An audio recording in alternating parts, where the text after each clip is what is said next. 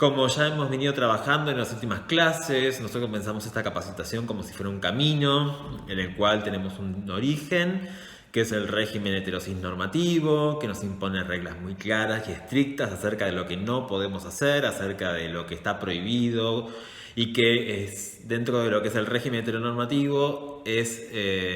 cómo condiciona el modo que cada sujeto tiene de vivir su sexualidad. Lo hablo en presente porque justamente hay muchos países que todavía condenan las expresiones homosexuales o la identidad de género travesti trans.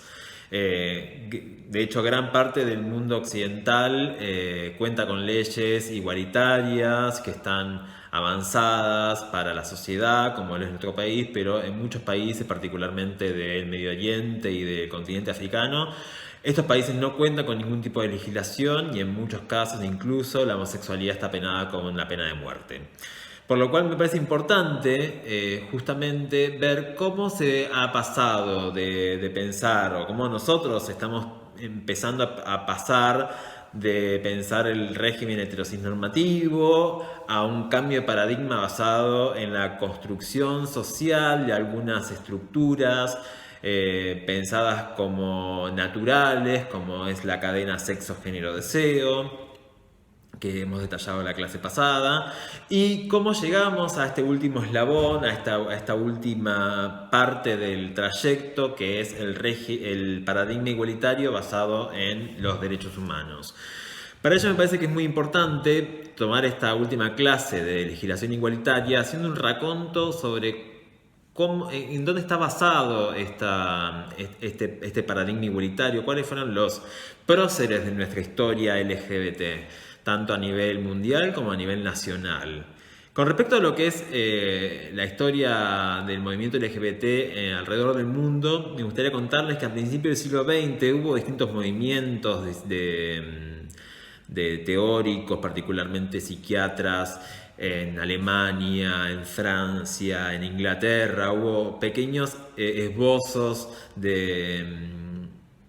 intentar justificar a través de la ciencia que la homosexualidad había estado presente a lo largo de la historia, de que la transexualidad había estado también incluso en distintas civilizaciones previas al avance occidental en todo el mundo. Y particularmente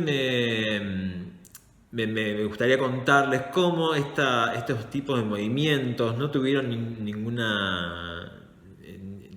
no prosperaron justamente por el avance de distintos grupos fascistas a lo largo del mundo. Estoy pensando en el movimiento de Magnus Hirschfeld en Alemania, que tenía como una impronta bastante moderna para el periodo entre guerras en la Berlín de los años 30, que justamente todo su trabajo fue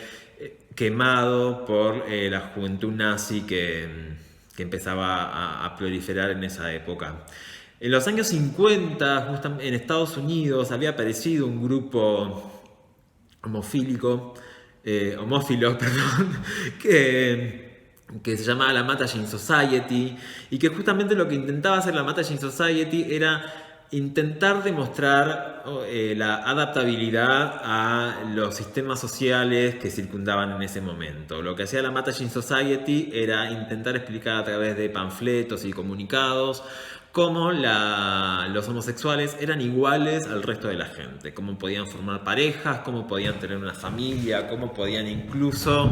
respetar las normas, pagar los impuestos y tener una vida de lo más parecida a lo que tenía una pareja heterosexual en ese momento. Esto duró durante casi 20 años, esta idea de permiso, puedo quedarme con ustedes, no me discriminen, somos buena gente. Hasta que, pero siempre este tipo de grupos que buscaban la adaptación nunca lograban el cometido de que intentar igualar los derechos pasaba por una lucha por conseguir esos derechos, no porque el movimiento, no porque la heterosexualidad o no porque el régimen heteronormativo, por decirlo de alguna manera, te dé la bienvenida y te invite a gozar de todos sus derechos, ¿no? Justamente lo veíamos en la clase pasada con la pirámide de género, identidad, poder, ¿no? Ceder poder implica que bajar en la escalera de las riquezas. Justamente esto se mantuvo casi durante 20 años, decía, hasta que en el año 1969, particularmente el 28 de junio de 1969, muere Judy Garland, que era considerada como un ícono de la cultura gay. Ella fue la protagonista del Mago de Oz y toda su vida tenía como una impronta bastante cargada de ser la outsider y ser como la representante de una vida dura, trabajosa y en pos de una vida un poco mejor, ¿no es cierto? Entonces, cuando el 28 de junio Judy Garland muere, la policía, que estaba acostumbrada a hacer redadas en estos lugares, que existían los lugares para gays y lesbianas, pero que estaban ocultos y que se pensaban que eran como bares directamente, donde la gente iba a encontrarse, siempre en estos bares se hacían redadas y se llevaba a la gente que estaba ahí presente. Este caso no fue la excepción, la policía fue al bar de Stonewall Inn en Nueva York a hacer una redada para juntar gente y esta vez, a diferencia de todas las veces anteriores que había ido la policía y se llevaba a la gente, los homosexuales, gays, lesbianas y trans que había y drag queens que había en ese lugar se opusieron a la redada y combatieron lo que se llamó la revuelta de Stonewall.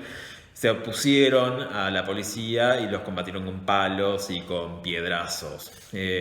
Justamente este momento se pensó, se lo consideró como el inicio de todo un movimiento que iba a tener como sus frutos y sus explosiones a lo largo de todo el mundo. Particularmente en ese momento fueron sucesivas las marchas que se dieron en Estados Unidos. Esto fue en Nueva York, pero también hubo marchas en Los Ángeles, en San Francisco. Y si quieren pueden ver la película Milk, que también cuenta bastante bien acerca de la historia de Stonewall.